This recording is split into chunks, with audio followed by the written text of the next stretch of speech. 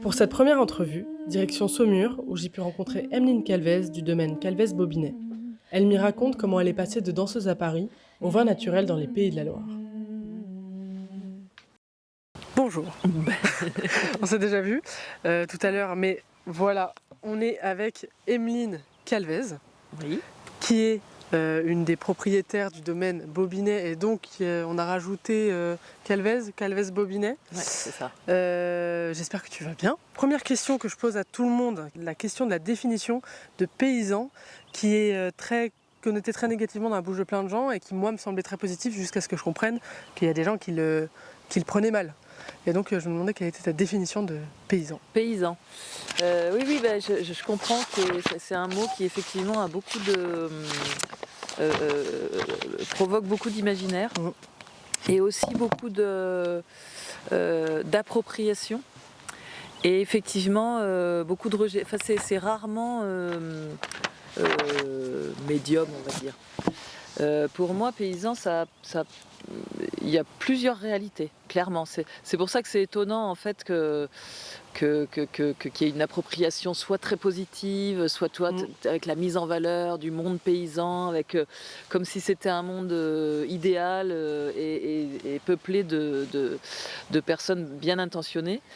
Ce qui n'est pas le cas, comme toute chose humaine. C'est très c'est très varié, donc moi ça peut être, moi je l'utilise dans plusieurs acceptations. Tu vois, par exemple, tu as les blés paysans, donc je sais que ce sont des blés qui sont travaillés de façon plutôt artisanale, donc là ça va amener cette notion de contraire à l'industrie, tradition, avec des usages traditionnels, enfin des outils traditionnels, enfin voilà, donc c'est cette imagerie qui est plutôt de l'ordre de la tradition de l'ancien. Oui, en fait, ça redore presque une nouvelle définition actuellement. Oui, parce que disons que en fait, dans ce mot-là, tu vas retrouver énormément de sens. Donc ce sens-là qui effectivement est utilisé actuellement comme un des sens déjà existants, c'est-à-dire un monde agricole. Mais dans le monde agricole aujourd'hui, tout n'est pas ancien, respectueux de l'environnement et tout ça, bien au contraire. Et tu as donc ça, cette notion du paysan positif, on va dire, et qui représente l'artisanat, le traditionnel, l'agriculture respectueuse. Après, tu as le monde paysan tout court, c'est-à-dire le monde paysan, donc rural. Qui est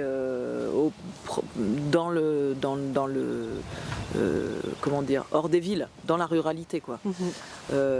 Donc là tu vas penser aux champs, aux petits villages, enfin voilà. Après moi je viens pas de ce monde-là. Et donc j'avais pas spécialement d'idées avant d'arriver sur les paysans. Je voyais bien qu'il y avait beaucoup d'a priori, de stéréotypes, mais certains se sont confirmés, c'est-à-dire que le bon sens paysan existe, certes, mais pas que. C'est-à-dire que tu as quand même dans le monde paysan ce qu'on imagine comme un stéréotype, mais qui est une réalité, la notion de propriété très très forte. Donc avec des guerres de propriété, de territoire, de la jalousie, du regard sur les autres, du jugement, du pas très ouvert sur le monde, enfin voilà, tu vois.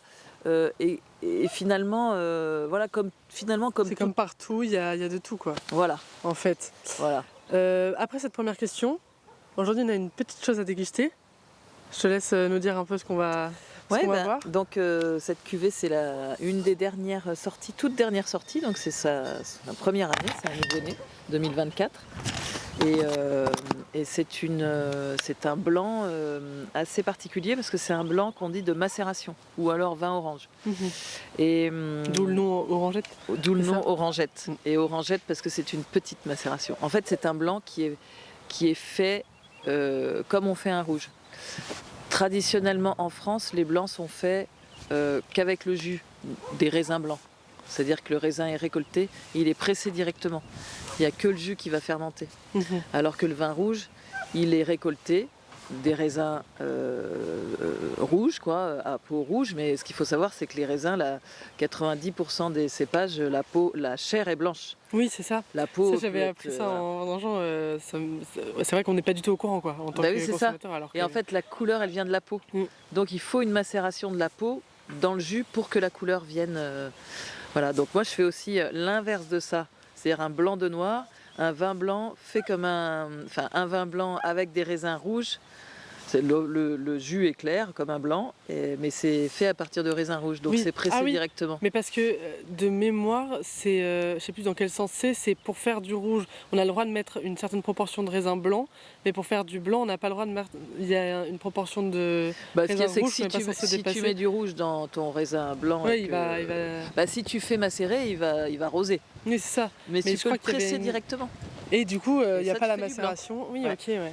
Donc ça, on appelle donc orange parce que la couleur qu'il y a dans les peaux du raisin blanc, elles vont amener des teintes plus. Mais tu vas voir quand on va l'ouvrir, c'est pas comme c'est une courte macération.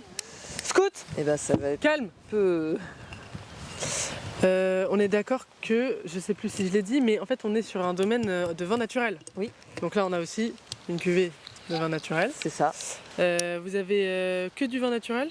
Ah oui, c'est si tu veux, c'est une conviction profonde, donc ça n'a pas de sens de faire autre chose que du vin nature. Alors nature, nous on l'appelle vin vivant, parce qu'encore une fois, c'est un mot qui peut être controversé, qui peut, comme tout mot peut contenir tout prend des proportions toujours, ça dépend de qui l'emploie. Oui, voilà, donc vivant, c'est pareil, il y en a qui disent oui, mais ça veut dire que les autres sont morts, en quelque sorte, oui. Donc tu vois, c'est pas si orange que ça, mais on l'a appelé orange. Voilà, mais on l'a appelé orangette parce que. Est-ce qu'on fait un petit verre pour la caméraman ? T'en veux ? Elle en veut. En plus, elle adore le vin. Plus que moi j'aime bien. Je ne connais pas encore assez. Bien. Merci.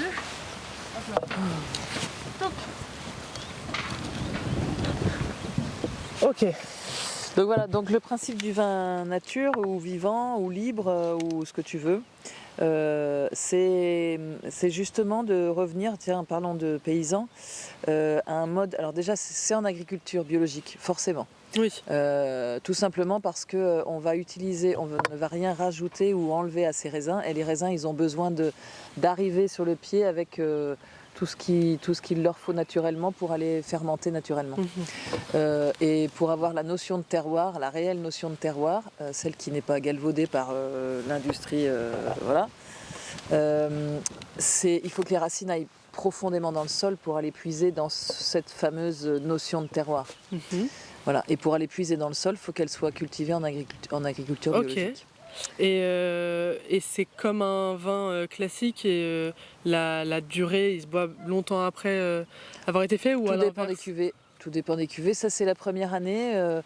Là, tu vas voir, il se boit plutôt très bien comme ça. Et du coup, moi, je n'ai pas encore de vision de ce qu'il va donner dans le temps, mais il y a beaucoup de vins qui se conservent plutôt bien. En fait, les vins se conservent bien quand ils sont conservés dans de bonnes conditions. Voilà. Mais c'est vrai qu'il y a des vins qui ont besoin de temps pour devenir plus. J'ai l'impression que c'est moins les vins naturels. Les vins naturels, tout de suite, ils ont plus de. Non, alors ça n'a pas de. En fait, comme ils sont moins sulfités, il faut les conserver dans des conditions meilleures. Ok. Voilà. C'est surtout ça. C'est-à-dire qu'ils vont moins bien supporter des différences de température, des conservations à des températures pas idéales. Ils vont moins supporter la vibration. Voilà. La vibration ? Ouais. C'est quoi la vibration? Eh ben, si tu es dans un endroit ou dans un frigo qui fait comme ça, oui, par exemple, ok, ouais. voilà. Tu vois, les petites caves à vin qui sont faites pour les caves à vin, elles ont des stabilisateurs pour pas que ça vibre. Parce que la vibration, ça abîme le vin. Bah ouais, ça déstructure le vin, ouais. Ah, bah, je savais pas du tout. J'ai vraiment l'impression que les gens qui ont, tu sais, quelques rangs de vignes et qui se font leur propre vin, Ouais, qui font du coup naturellement du vin beaucoup Ouais. plus naturel, et ben ils le boivent à l'année en fait. ouais, J'ai l'impression que c'est dans la consommation en tant que client qu'on boit du vin longtemps après, ouais. mais alors que dans la réalité, les mêmes qu'ils produisent le boivent dans l'année. Alors, Plus. en tout cas, c'est ce qui se faisait, c'est ce qui s'est longtemps fait. C'est ce que faisait la famille de Sébastien, parce que lui, il est d'une lignée de vignerons, mais polyculteurs à la base. Ils avaient des bêtes, ils avaient des céréales, ils avaient de quoi faire des... Oui, parce que le domaine Bobinet ici, que tu as rejoint, on verra Ouais. ça après, je suppose. C'est un domaine qui a Alors, toute une il histoire. n'avait pas ce nom-là, mais sa famille, oui, parce que ça vient de sa maman. Ça Donc vient de sa maman, voilà, oui, il ok. n'y avait pas ce nom. Mais en tout cas, voilà, fin du 19e, il y avait déjà la culture de raisin, mais c'était voilà, un bout de vigne, et effectivement, ils faisaient plutôt le raisin pour leur consommation, le vin pour leur consommation personnelle. Et donc oui, il y avait un tonneau ou deux, et puis ce Ça faisait tonneau, il l'année, était bu, voilà. Mm. Après, tu vois, je pense que c'est les grands-parents de Sébastien où c'est vraiment devenu le seul commerce. Et là, ils en faisaient, voilà, ils en Ah faisaient oui, plus. ils se sont limités au raisin dans ce qu'ils Oui, vendaient de c'est leur ça, production. ouais. Parce que avant, mais en fait, avant ils avaient un peu de tout parce que c'est aussi avoir de tout pour soi, parce qu'ils faisaient c'était vivre C'est indépendamment ça. quoi. C'est ça. Puis c'est plus facile de vendre plusieurs choses différentes que de vendre une seule chose. Ah oui? Ah ben oui, parce que vendre une seule chose, il faut que tu démultiplies les clients. Alors qu'en fait, quand tu vends plusieurs choses, Oui, on des trouve des œufs, clients du partout. lait, de la Celui qui viande, passe va des toujours céréales, trouver, bah oui, une personne va pouvoir te prendre plusieurs choses en fait. Mhm. Voilà. Donc, et puis c'était en petite quantité. Alors que quand tu te mets en mono, en tout cas monoculture et mono-produit de vente, quoi, bah, faut que forcément tu augmentes ta quantité. Vous faites combien de bouteilles à l'année? Nous, on en fait alors c'est compliqué parce que moi on a une récolte, mais une partie de la récolte part en élevage et l'autre va être embouteillée. On n'embouteille pas tout le temps les mêmes quantités. On fait des Mais on va tests. te dire, en fait tout dépend de l'évolution. Des fois on reprend des vignes, des fois on en a moins. Enfin voilà. Et environ 100 000 quoi. Bon, à peu près. Environ 100 000. Et vous rajoutez d'autres. Enfin, vous achetez de nouvelles vignes ou. On achète du raisin un petit peu. Ouais. Ok. Et il y a une volonté de s'agrandir ou là on est Non, bien? là on est calé. Là c'est bien, vous faites toutes les expériences que vous voulez. Est-ce qu'on goûterait pas? Allez. Hop là. Est-ce que tu as je sais pas, une manière de. Bah, l'art de la dégustation, c'est on regarde déjà ce qu'on appelle la robe. Je la regarde depuis tout à l'heure. Ce qui te donne. Alors, si tu veux l'analyser, ça va te donner des infos. Et si tu veux juste pour le plaisir, moi j'aime beaucoup regarder voilà, la couleur du vin. J'aime beaucoup la regarder. C'est vraiment un plaisir des yeux. Tu vois, t'as le brillant, t'as un léger. Puis c'est les teintes. Les teintes, c'est exactement comme quand tu dégustes au nez. Si tu regardes vraiment bien et que tu es habitué à regarder les teintes, tu vas voir plein de teintes différentes. Ça y est, il joue. Ça y est, il joue, ouais. Ah ouais. C'est rare qu'il joue. Bah, elle est insistante. Hein. Elle aime beaucoup, beaucoup jouer. Il va être content. On a les chiens qui jouent. Scout s'est fait une nouvelle amie. Ah, je te parlais des teintes. Oui, de regarder des le vin. teintes, et puis après tu mets ton nez, c'est ce qu'on appelle le premier nez. Donc là tu fais ton analyse sensorielle, à savoir ce que tu sens dans tout, voilà, dans toute cette palette que tu as. C'est un côté, c'est assez, c'est un côté floral, fruité, mais plutôt genre agrumes. Ben, je suis un peu d'accord. L'agrume, l'orangette, finalement, ça se répond aussi dans ce sens-là, quoi. Mais tu as aussi un côté un petit peu plus.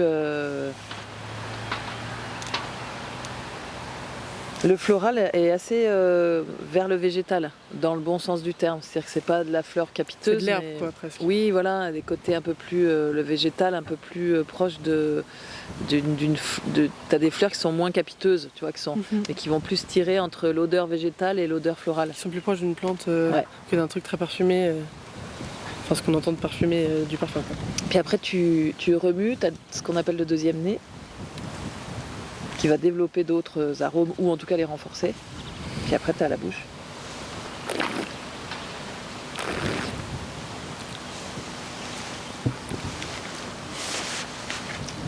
C'est mieux de goûter ça avec des gens qui savent comment faire.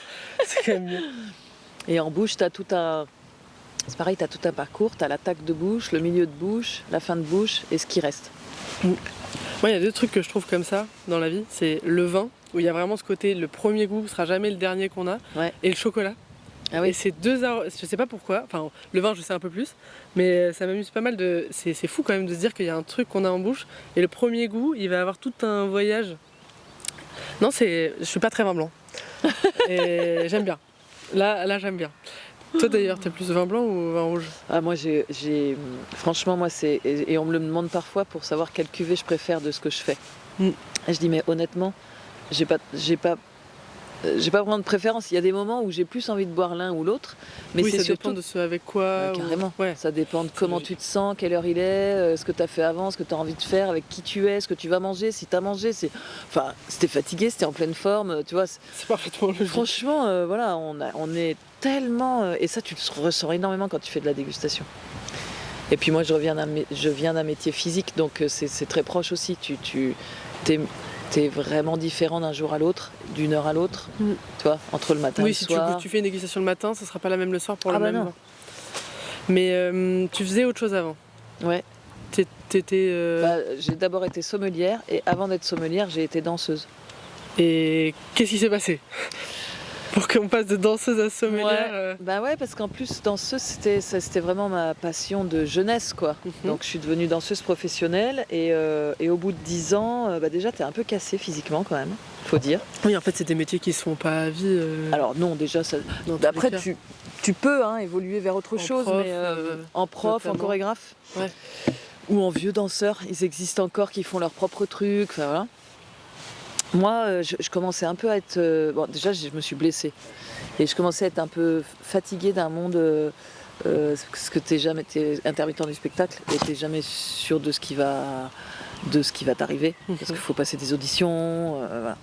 Et même avec les années, et en étant pris quelque part, on n'a pas de certitude. Mais non, il n'y a pas assez d'argent dans ce milieu pour avoir... pour faire partie d'une compagnie. J'ai fait partie d'une compagnie pendant 5 ans. Et puis après, il a fait une pause. Après, il a fait juste un solo. Enfin voilà, tu vois, c'est pas acquis. Rien n'est acquis en fait. Et puis en plus, plus tu vieillis, moins c'est acquis. Mais en plus, t'es allé vers le vin. Ça me semble aussi un métier où tout n'est pas acquis, quoi. Oui, c'est vrai. Toutes les années, ça change. Ouais, bah carrément. Ouais, c'est même encore pire. T'as le goût du risque finalement, en fait. Alors que pas du tout. J'avais pas du tout envie de faire ce métier. Moi. Alors que pas du tout. Franchement, je trouvais ça... parce que j'ai commencé par être sommelière, et j'ai bossé 2 ans dans une cave à vin, et après j'ai fait un tour de France pour mieux comprendre comment on faisait le vin. Mais pas du tout pour devenir vigneronne. C'était juste de la curiosité. Ouais, puis j'avais un projet de faire ma propre cave, et donc je voulais vraiment mieux comprendre ce que je vendais. Mais déjà, quand tu deviens sommelière, c'est quand même un moment... T'arrêtes la danse, tu te dis ça m'intéresse quand même. Ouais, j'ai fait un bilan de compétences, je me suis dit tiens, je vais faire une formation là-dedans, tout en me disant j'arrêterai de danser dans 5 ans. Ah oui, ouais. Je préparais comme je m'étais fait mal, fallait que je m'arrête, et je préparais ma reconversion. Le premier cours de dégustation, j'ai dit ah bah non, j'arrête tout de suite. Ah c'est fou. C'est fou de passer d'un métier passion à un autre métier passion, quoi. Ouais. Et là, du coup, à l'issue de ce tour de France, j'ai rencontré Sébastien. Et donc je suis passée de l'autre côté, mais j'avais pas du tout envie de faire ça. Je trouvais ça extrêmement flippant comme métier.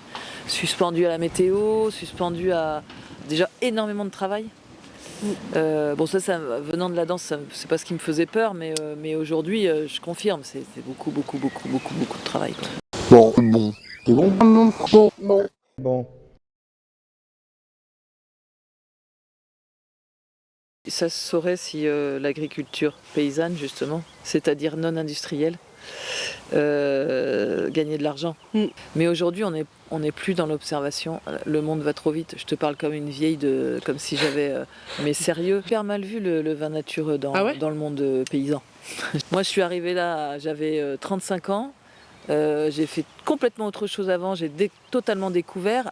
Moi, j'ai l'expérience d'une nana de 17 ans qui serait à la ferme depuis le début, tu vois. Le président de la FNSEA, par exemple.